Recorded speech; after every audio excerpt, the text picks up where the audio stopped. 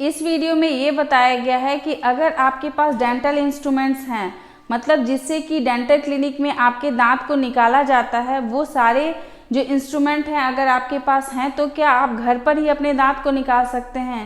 ये कितना ज़्यादा सेफ़ है या फिर ये सेफ़ नहीं है, ये बहुत ज़्यादा अनसेफ है। इसका निर्णय जो है वो आप करिएगा और लास्ट में मुझे कमेंट बॉक्स में ज़रूर लिख के भेजिएगा कि ये सेफ़ है या फिर अनसेफ है। इसीलिए ये वीडियो को अंत तक देखना बहुत ज़्यादा ज़रूरी है। हेलो दोस्तों, कैसे हैं आप सब। मैं आपकी डॉक्टर ज्योति पांडे। अभी आपको स्क्रीन पे जितने भी इंस्ट्रूमेंट्स दिख रहे हैं, ये सारे इंस्ट्रूमेंट जो हैं वो डेंटल किट के इंस्ट्रूमेंट हैं। मतलब इनसे एक्सट्रैक्शन जो है आपके डॉक्टर जो हैं वो डेंटल क्लिनिक में करते हैं।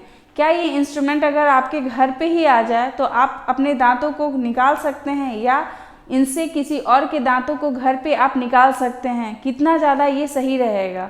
सबसे पहले तो आपको ये जानना ज़रूरी है कि एक डेंटिस्ट के पास जब आप जाते हैं तो उसके क्लिनिक में सबसे ज़्यादा इम्पॉर्टेंट जो चीज़ होती है वो होता है डेंटल चेयर। एक डेंटल चेयर जो होती है उसमें सारी व्यवस्थाएं होती हैं, जैसे कि अगर किसी के मुंह में बहुत ज़्यादा लार बनता है तो उसके लिए सक्शन टिप होती है जिससे कि लार को खींच लिया जाए। अगर बहुत ज़्यादा ब्लीडिंग हो रही है तो उस ब्लीडिंग को क्लॉट करने के लिए भी बहुत सारे इंस्ट्रूमेंट्स होते हैं।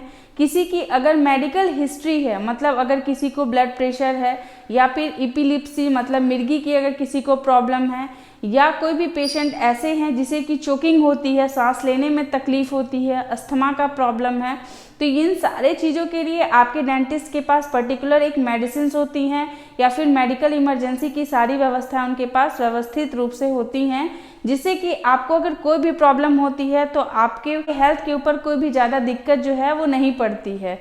जब भी दांत को निकाला जाता है तो क्योंकि दांत जो है उसका पूरा पार्ट जो है वो दिखाई नहीं देता है, उसकी जो रूट्स होती हैं, उसकी जो जड़ें होती हैं वो मसूड़ा के अंदर होती हैं, तो इसीलिए दांत को निकलवाने से पहले हमेशा उसका एक्सरे किया जाता है।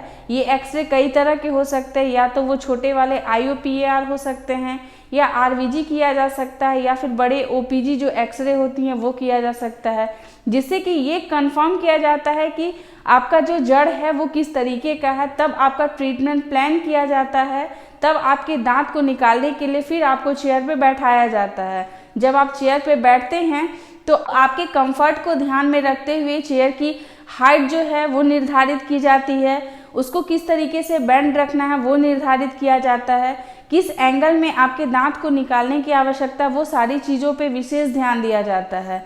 और इन केस कभी ऐसा होता है कि जब आपके दांत को निकालने के लिए लोकल एनेस्थीसिया जब दिया जाता है, हो सकता है आपकी जो ब्लड प्रेशर है वो इंस्ट्रूमेंट्स को देख करके बढ़ गई हो, या आपको घबराहट हो रही हो, या और बहुत सारे रीज़न हो सकते हैं। अगर आपको एलर्जी है लोकल एनेस्थीसिया से तो उसके लिए पहले पैच टेस्ट किया जाएगा, उसके बाद ही आपका जो है वो लोकल एनेस्थीसिया आपको दिया जाएगा। डिपेंड करता है कि कौन से दांत आपके निकालने हैं। फिर ध्यान में रखते हुए आपके जो है वो ब्लॉक दिए जाएंगे, मतलब उस नस को सुन्न किया जाएगा जिससे कि आपके जो दांत है वो पर्टिकुलरली अच्छे से सुन्न हो जाए, आपको कोई भी पेन ना हो जब आपके दांत निकाले जाएं तो इन सारे चीज़ों का ध्यान जो है एक डेंटिस्ट बहुत ही अच्छे से रखते हैं, ताकि आपको किसी भी तरह का कोई दर्द जो है वो दांत निकालते समय बिल्कुल भी ना हो, और आप जैसे डेंटल क्लिनिक आए थे ईजिली आप वैसे ही अपने घर वापस जा सकें। जब भी कभी लोकल एनेस्थीसिया दिया जाता है तो घबराहट में बहुत सारे पेशेंट को चोकिंग होने लगती है, उन लोग को सांस लेने में तकलीफ होती है। उसके इमरजेंसी के लिए ऑक्सीजन की सिलेंडर जो है वो डेंटल क्लिनिक में इजीली अवेलेबल होती है, हर डेंटल क्लिनिक में लगभग होती ही है। नहीं तो अगर किसी को कोई ऐसा एलर्जिक रिएक्शन अगर हो जाए तो उसके लिए जो मेडिकल इंजेक्शंस होती हैं वो सारी अवेलेबल होती हैं, उनको दे करके उनको फिर से नॉर्मल कर दिया जाता है। तब आपके डेंटिस्ट जो हैं जो इंस्ट्रूमेंट यूज़ करते हैं उसको प्रॉपर स्टरलाइज करके फिर उससे आपके दांत को निकालते हैं। तो ये सारी जो स्टेजेस होती हैं एक दांत को निकालने के लिए, इसमें कई सारे कॉम्प्लिकेशंस जो हैं वो आ सकते हैं जो कि आप अपने घर पे इसको सॉल्व नहीं कर सकते, इसीलिए आपको डेंटल क्लिनिक की आवश्यकता पड़ती है।